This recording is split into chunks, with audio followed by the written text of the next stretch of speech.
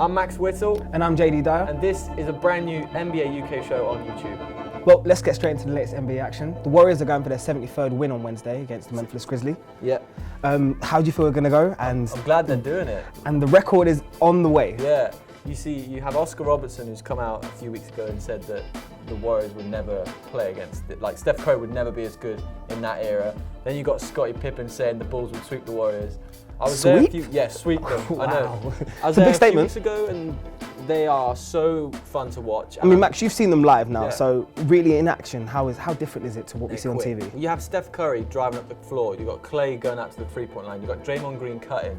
And I'm just glad that they've got a chance to make history, because I feel being in that city, you just know the record means so much to them. It really does. Comparing them to the 96 Bulls, where did they weigh up? Who do you think in a 7-game series would win? I don't know why people aren't mentioning Bird Celtics and Magic Johnson's Lakers either. I mean, it's just because the two records are weighing up against one another. I mean, 72-10 and then you've got, 72-9 so far. So, yeah. I mean, in your opinion, who's the better team? If I have to, I'm going to ask you to put a team on. I was only 4 when the Bulls. That's my age gone already. I just like the Warriors the way they play, because it's a new style of basketball. But then the Bulls have that physical defense. They had Ron Harper, they had Scottie Pippen, they had Dennis Rodman. And I think you make a great point when you turn around and say that. I mean, the Bulls are known for their stellar defense, and then the Golden State Warriors are known for their stellar shooting. So, I mean, it's a complete contrast of styles. Yeah. It's almost offense versus defense. But do you feel like the Warriors don't get the respect they deserve for their defense as well? Let's not feel bad for them. No, they don't. They're not a good defensive team. They seem to be able to outscore every opponent, which means they're lackluster on D. But Steve Kerr has gone on the record the last few weeks of the season and tried to improve the defense. I tell you what, I'm glad he's managed the minutes well. He's kind of said to his players, it's up to you. If you want to break this record, go for it.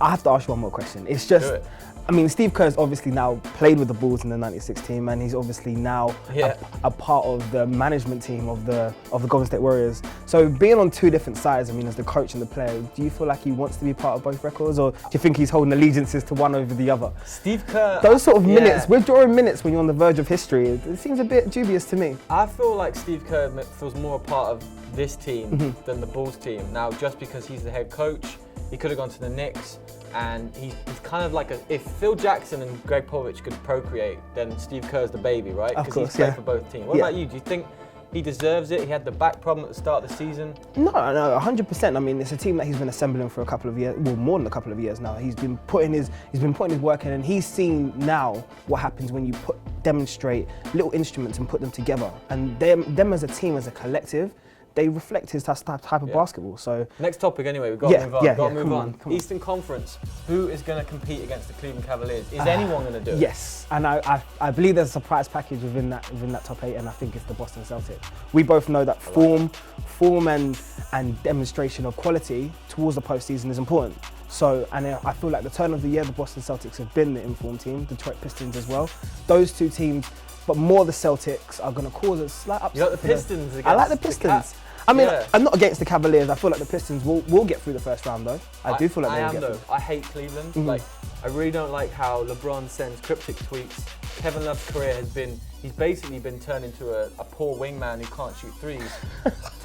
David Blatt was fired by LeBron. LeBron knows now, I think, in his mind that Andrew Wiggins would be a way better fit in Cleveland. Traded him away. His mannerisms on the touchline, on the baseline, is really confusing me, because is he a player? Is he a coach? Is he? I mean, I understand that he is the backdrop of obviously everything that is the Cavaliers. Right. But at the same time, you can't be overthrowing your coach so blatantly in front of an NBA audience. And he says he doesn't like David Blatt. No one liked David Blatt really on that team. Okay, I understand that. The way he treated Tyronn Lue is the way he treated David Blatt. You can't have it both ways. The fact that LeBron's brought Lue in, I feel like he feels he can control Lue more. Can you imagine? No, the uproar, no way. Not after those same fans burnt his shirt before him. LeBron could never leave. His sole purpose of going back to Cleveland was to give a ring to the city. Other free agents, DeMar DeRozan, he is from Compton, Los Angeles. He could go to the Lakers. He's unrestricted. He could sign it. He's going to opt out and sign a huge contract somewhere. I believe that he'll stay in Toronto. Okay. Only because of the work that they've put in this year. I mean, Toronto are the second best team in the Eastern Conference. I mean, the way that the the Raptors are developing as a franchise. I feel like it's going in the direction that DeRozan wants to go in. Yeah. The only problem is, obviously, they're still not the elites. They're still not the Spurs. They're still not talked about with the Cavaliers. And you can't trust Toronto. And they're still not talked about with the Warriors. You cannot trust the Raptors in the playoffs because No. the last 4 or 5 times they've been in the playoffs, They've got no first round. No clutch. So Kyle Lowry, 2 factors for DeRozan to stay there. Kyle Lowry. And money. Do I get a huge offer from He's the not. team? I don't think he'll get a bigger offer than what Toronto's going to offer. You think Toronto? I think they'll back him through because he's been there his whole career, right? Of course. So they'll back him up with the money. But obviously, there's a lot, as you were talking about, with the cap space, and LA, as we spoke about, LA is going to have a lot of cap space. But you don't this want to year. go to the Lakers. But you have the chance to work with Julius Randle. I mean, D'Angelo, your boy Russell. My boy D'Angelo Russell, Jordan Clarkson. I mean, there's a lot. That affects free agency though. The fact that Russell did what he did, he videotaped Nick Young talking about girls. Oh my God. Why would you want to go there? DeRozan's probably got his crew. He's rolling with. I understand that, and he's probably living a very good life in Toronto. But there's nothing like playing for your hometown. Anyway, last topic: Kobe Bryant. His last game. I mean, on Wednesday. 20 this seasons. This fairy tale's been going on for a while now, Max. Embarrassing. I mean, this year, right? But at the same time, I just want to turn around and say, obviously, he's an NBA great, and obviously, we've both covered basketball for a long time now. So, I want you to tell me your favourite Kobe moment. Okay, so funny because it wasn't really a huge series. It was back in like 07, 08, and they were playing the Suns in the first round, and the Lakers were 2-1 up, and it was a jump ball, overtime, 5 seconds to go. Lakers were down 1. Kobe gets the ball, dribbles to the elbow, pulls up over Rajah Bell on the buzzer. They take a 3-1 series lead. They end up losing the series, but Kobe's clutchness. He's called the Black Mamba for a reason. That snake, that killer instinct. I love those game winners. I'm just going to ask you, like, over his career, do you believe that he has lived up to or deserved some of the negative criticism that has been thrown his way, such as the incidents with Shaq, thrown out with coaches? Phil Jackson called him uncoachable. Uncoachable. I think Kobe is kind of a superstar island surrounded by almost like chaos all the time. He had the sexual harassment problem in Denver that he was obviously let go for in 04. Infidelity as well. Yeah, and then you've got the times with Shaq where they both were in the wrong. Unplayable. But they both got huge egos, and Kobe demanded trades at certain points. He turned down a chance to go to the Bulls, the Clippers, but he stayed a Laker for life. He's one short of Michael Jordan's 6 championships. Deserves credibility. Credibility for staying with one franchise. Where would you put him in the pyramid of basketball players?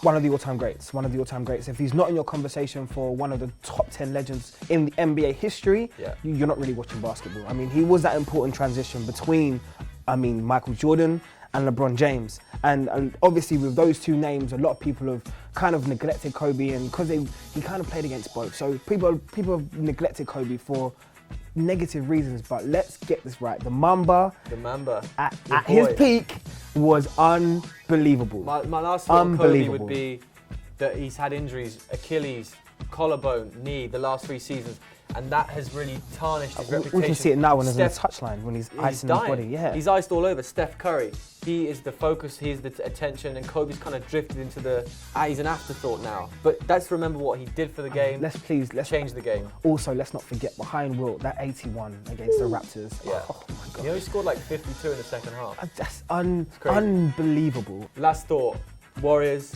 please win on Wednesday. I want them to break the record because all we've talked about all season, every question has been asked to those players, are you up for the record? And every time it's been a diplomatic answer, and now they want it, they can beat it, but it won't mean anything if they don't win a championship. I feel like I'm backing the Warriors. At the beginning of the season, we had a conversation, and I was telling you that I don't believe the Warriors would go that far. I don't believe that they would be, even with their fantastic start, I didn't believe that they would get this far. Really? But okay. Right now, I'm turning around and saying, yeah, do it. Do it for history, do it for yourselves, because right now they're playing basketball the right way, and it's lovely to enjoy, it's lovely to watch. Well, thanks for tuning in. Subscribe, please, and we're back every week, hopefully, depending on Jaydee's schedule. Sorry, man. And this guy as well, flying in and out of San Francisco. More on that later.